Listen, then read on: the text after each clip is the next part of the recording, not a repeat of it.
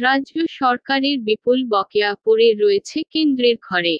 ১০০ দিনের টাকা, আবাস যোজনার টাকা, রাস্তার পাওনা টাকার জন্য কেন্দ্রের উপরে চাপ তৈরি করেও কোনো ফল হয়নি। কিন্তু রাজ্যে চালু রয়েছে একাধিক ওয়েলফেয়ার স্কিম।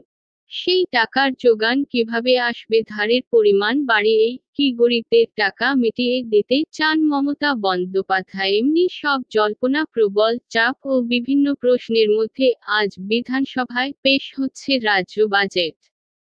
বেলা ৩টে ওই বাজেট পেশ করবেন অর্থমন্ত্রী চন্দ্রিমা ভট্টাচার্য।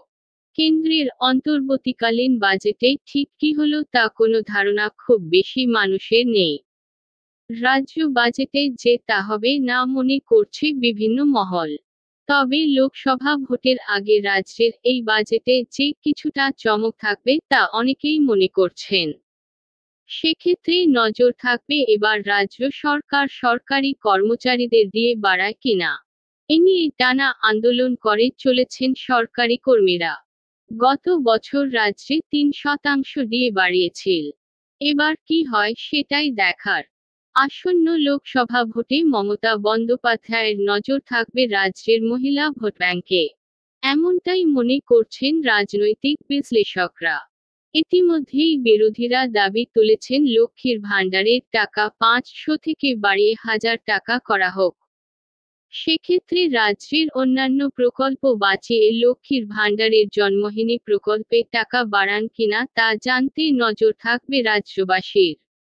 শাসক দলের অভিযোগ, রাজ্যের বহু টাকা আটকে রেখেছে কেন্দ্র। তাই চালু প্রকল্পগুলিকে বাঁচিয়ে রাজ্যকে এগিয়ে নিয়ে যাওয়াই মমতা কাছে বড় চ্যালেঞ্জ।